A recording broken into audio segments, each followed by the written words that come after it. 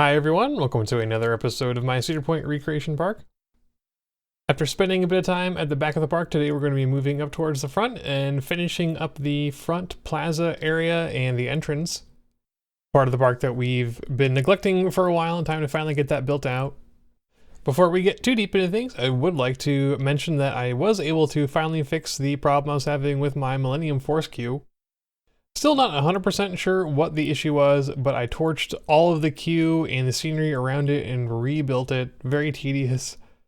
But for some reason that fixed whatever the pathing issue was, and now peeps can finally get in line for Millennium Force. This is mostly exciting because we could finally have a pretty normal and not forced park rating. Everybody's happy, nobody's lost, and we can finally see our guest count go over 3,000. Near the end of the episode, we do hit 4,000, which is pretty fun. I think the guest cap is a little bit over 6,000, so hopefully we'll see us hit that at some point. Not sure when exactly that would ever happen, but you never know. Anyway, we have some not too terribly exciting buildings through up here near the front of the park. I was a little surprised on my last visit that there isn't really a whole lot to do up here, and if you enter the park in one of the non-front entrances, you hardly ever even come up this way, unless you really need to for some reason. Or if you really want to ride the merry-go-round or take the sky ride or something like that.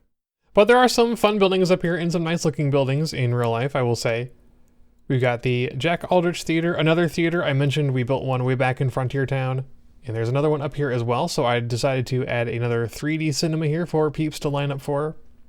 And next door to that, we've got the French Quarter, another counter service restaurant that mostly serves dessert-related foods.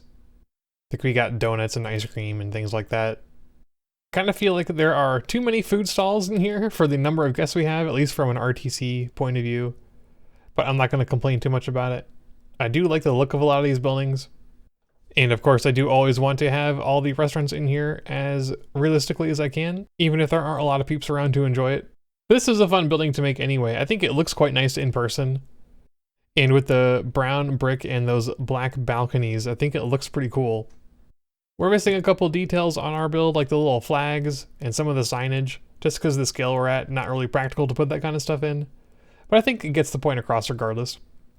So next to the French Quarter, there is another building whose purpose I'm not entirely sure of. I believe it used to be another counter service or possibly even sit-down restaurant called Hurricane Hannah's, if memory serves.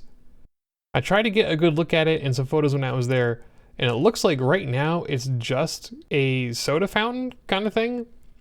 Just another place to get some drinks, like there are many of them throughout the park. If you look at it in street view from those very old photos, you can tell that it used to have actual food, but now it's just beverages. And the color scheme is a little bit less gaudy than it used to be, but the basic structure is still there. Still a little bit too much going on here for what is really just another drink station. It's a little bit strange. What's even tougher to build, for me at least, is the area behind it, which I believe is just a staff area. It's a very large, nondescript building. And if you look at the aerial view, there's some benches and umbrellas behind it with another patio. I didn't try to go back here and see all what was going on when I was in the park. So I am making a little bit of a guess here as to what's going on. I left all of it blocked off so that peeps are not able to get actually back there, because I don't think they would in real life anyway. Like I said, I think it's just for staff. And also, as I mentioned, I didn't spend a ton of time up in this area, and I didn't get as good of photographs as I kind of wish that I had. Really wanted to get some more photos of all the little nooks and crannies in here, see what was going on, but oh well. We're doing some guessing here, and that's totally fine. I don't mind doing a little bit of guessing in order to just get some more stuff built out. And like I said, we just have another little patio back here, similar to the Point Plaza that we did way back in episode 4. So I pretty much just copy-pasted the structure that I built there. Pretty easy stuff. After that, we wrapped up pretty much all the rest of the buildings left at the front of the plaza, specifically the large restroom building. It also has some guest services area in it. It's always funny to me when I look at this restroom and the photos I took of it that it has basically unchanged in the last like 30 years and probably longer. Especially when you compare it to every other building over here that's had numerous makeovers, that this restroom still looks like it did from my memories of being here as a kid, which is amusing to me. I kind of like it though. It's a classic look in my mind. Moving on from there, we've got some little service buildings by the front gate. Just kind of copying the style that I did way back when I originally did this gate. I think it turned out okay, but it probably could use a little bit more detailing. Although changing the path type here at the front always helps. We have a lot of big swaths of plain tarmac, and I've been throwing down a little bit of different path styles with the crazy paving now and again. If you look at what the path looks like in real life, there's a lot of different shades of gray going on, so it's not just one big unending color of the same thing. There's a lot of variation. Hard to replicate in RCT, of course, since we only have so many colors and textures to work with. But as I said before, crazy paving, one of my favorite path types, and I want to use it where I can, and I think this was a good spot for it. Definitely going to try to throw it down as much as I feel is necessary. Finally, spent a lot of time here today looking at the entrance area. This is a very hard section to do, and I spent a lot of time debating what kind of shape I wanted to give it, how I wanted the paths to go. It was a real challenge. In real life, this plaza area is kind of circularly shaped, and there are a lot of weird diagonals, compounded by the fact that the parking lot is at an angle compared to the direction of the entrance. I have to make mine perpendicular to each other, so the parking lot is going to be a little bit weird when it comes to orientation. But that's not the worst thing, it's just a parking lot. So we get a lot of flexibility for how we want to shape it. And I'm not going to be super concerned with getting a very realistic shaped parking lot. Just want to have one that looks decent. Doesn't need to match real life nearly as much as I wanted the rest of the park to match real life. But I think we have a pretty good start on the parking lot area and infrastructure outside the main gate. We're using a mixture of tarmac path and base blocks to create some nice road lines.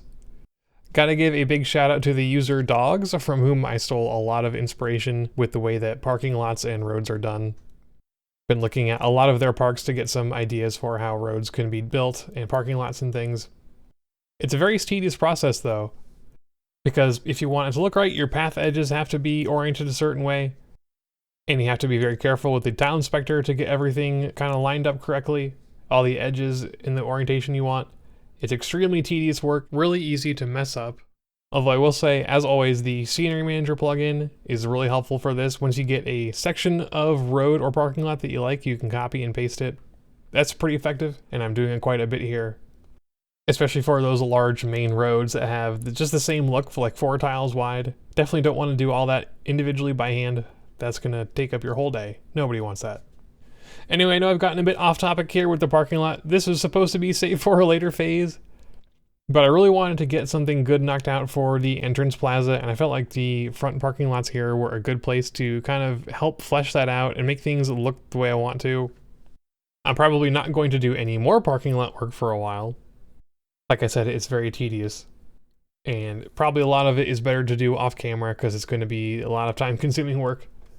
And I don't really want to do any more of it until I get the rest of the park fleshed out and know what the roads around it are going to look like for sure, so I can waste as little time as possible. But like I said, I think there's a good foundation here. It's not perfect, but some of the techniques that I'm using, I think practicing getting those done. So hopefully when we do the rest of the parking lot, it'll be a little bit faster. But anyway, that's going to do it for today. Next time we're going to get back into the park and finish up some more of those buildings inside. Getting kind of close to the end. It's probably a couple more episodes left to go of interior buildings. Hard to say for sure exactly how many, but we're getting there. But that will do it for today, and as always, if you've got any comments, questions, or suggestions, please let me know. Thanks for watching.